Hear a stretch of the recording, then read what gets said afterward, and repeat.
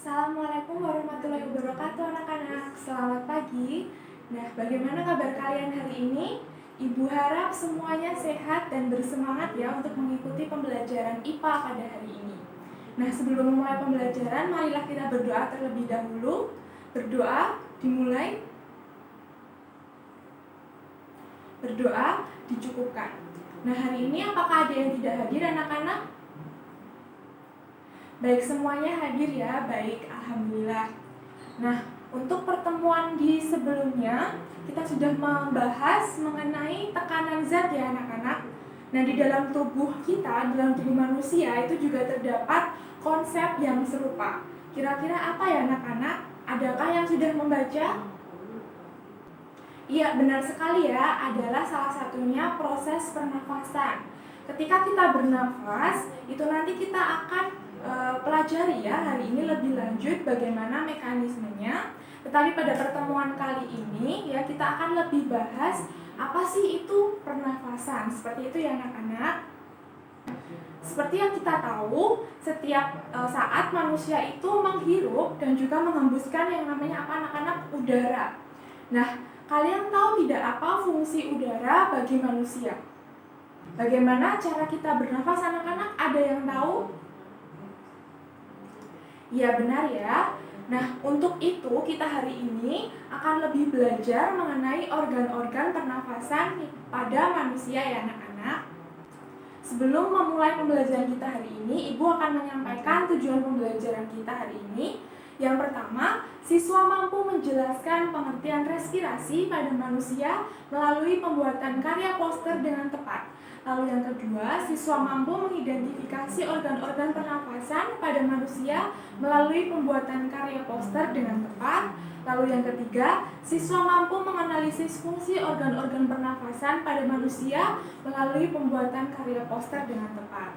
Dari situ kita bisa tahu ya anak-anak apa yang akan kita pelajari hari ini dan bagaimana kegiatan kita pada pembelajaran hari ini. Sebelum memasuki materi pembelajaran, di pertemuan sebelumnya, Ibu sudah bagi kalian menjadi 5 kelompok secara heterogen ya.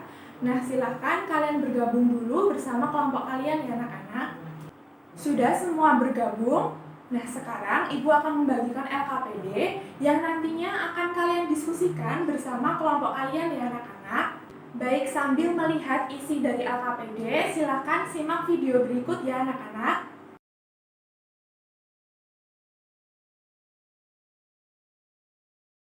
Oke, berdasarkan video yang sudah kita lihat bersama, pasti dari kalian beberapa muncul pertanyaan yang pastinya berhubungan dengan materi kita hari ini dong.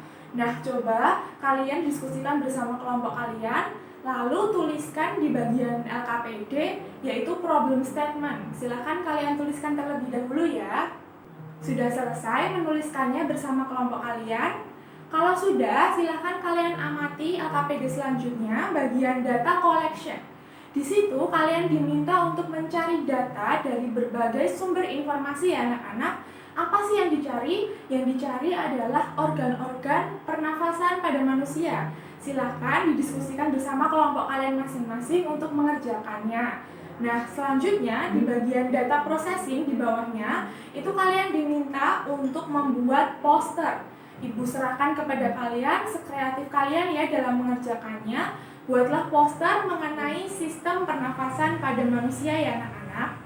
Bisa dimengerti apa yang harus dilakukan pada kegiatan pembelajaran kali ini? Baik, Ibu berikan waktu 30 menit untuk mengerjakan, cukup ya anak-anak? Oke, selamat mengerjakan anak-anak. Oke anak-anak, waktunya sudah habis ya. Kalian semua sudah bekerja dengan baik dan bagus anak-anak. Ibu juga perhatikan kalian semangat dalam melakukan diskusi bersama kelompok kalian. Juga Ibu tadi sempat melihat beberapa dari kalian itu dalam pembuatan poster sangat kreatif dan juga menarik. Nah, sekarang Ibu ingin melihat hasil kerja kalian. Akan ada 2 kelompok yang maju sebagai perwakilan kelas pada pembelajaran hari ini ya. Silahkan ada yang mau maju terlebih dahulu, kelompok siapa yang akan maju? Baik, kelompok 1, silahkan kalian presentasikan poster kalian di depan kelas ya. Oke, terima kasih kelompok 1. Beri tepuk tangan anak-anak untuk presentasi dari kelompok 1. Nah, selanjutnya untuk presentasi yang kedua, Ibu akan tunjuk ya. Ibu minta kelompok 3 untuk presentasi. Silakan. Baik, terima kasih kelompok 3. Beri tepuk tangan anak-anak untuk kelompok 3. Nah, presentasi dari kelompok 1 dan kelompok 3 hari ini sangat bagus ya anak-anak. Ibu yakin kelompok-kelompok yang belum berkesempatan untuk presentasi hari ini itu juga tidak kalah kreatif. Ibu sudah lihat tadi hasil poster kalian semuanya.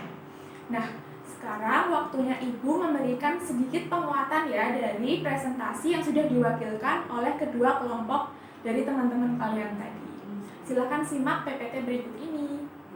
Baik anak-anak, bisa dilihat PPT sistem pernafasan manusia. Nah, bernafas itu adalah proses memasukkan gas oksigen atau O2 ke dalam tubuh, lalu mengeluarkan gas karbon dioksida atau CO2 atau biasa kita sebut sebagai gas sisa metabolisme ke luar tubuh. Nah, di dalam tubuh sendiri, oksigen itu digunakan untuk mengoksidasi zat makanan sehingga menghasilkan energi untuk kehidupan kita sehari-hari anak-anak. Nah, selanjutnya, organ sistem pernafasan manusia. Secara garis besar, organ pernafasan pada manusia terdiri dari hidung, pangkal tenggorokan atau biasa kita sebut faring, batang tenggorok atau trakea, cabang batang tenggorok atau bronkus, anak cabang batang tenggorok atau bronkeolus, dan paru-paru atau kita biasa sebut dengan pulmo. Organ-organ pernafasan tersebut bekerja dalam suatu sistem yang disebut sistem pernafasan. Berikut adalah gambar organ-organ pada sistem pernafasan pada manusia ya anak-anak. Baik, yang pertama akan kita bahas adalah hidung. Hidung merupakan organ pernafasan yang langsung berhubungan dengan udara luar anak-anak. Hidung ini dilengkapi dengan bulu hidung, indera pembau, selaput lendir, dan juga konka. Selanjutnya, udara yang hangat dan lembab dari rongga hidung selanjutnya itu masuk ke pangkal tenggorok atau yang biasa kita sebut dengan faring. Faring ini merupakan hulu kerongkongan yang merupakan percabangan dua saluran. Yang pertama adalah saluran pernafasan atau nasofaring pada bagian depan. Yang kedua adalah saluran pencernaan atau orofaring pada bagian belakang. Selanjutnya adalah batang tenggorok atau trakea. Udara yang telah masuk ke saluran pernafasan selanjutnya masuk ke trakea. Trakea sendiri berfungsi untuk menyediakan tempat bagi udara yang dibawa masuk dan udara yang akan dikeluarkan anak-anak. Trakea itu bersifat kaku dan juga terbuka. Panjangnya sekitar 10 cm dan dindingnya tersusun dari cincin-cincin tulang rawan dan selaput lendir yang terdiri atas jaringan epitelium bersilia. Selanjutnya ada cabang batang tenggorok atau yang biasa kita kenal dengan bronkus. Nah, struktur bronkus ini hampir sama dengan trakea, tetapi lebih sempit dan bentuk tulang rawang bronkus itu tidak teratur, berselang-seling dengan otot ya anak-anak.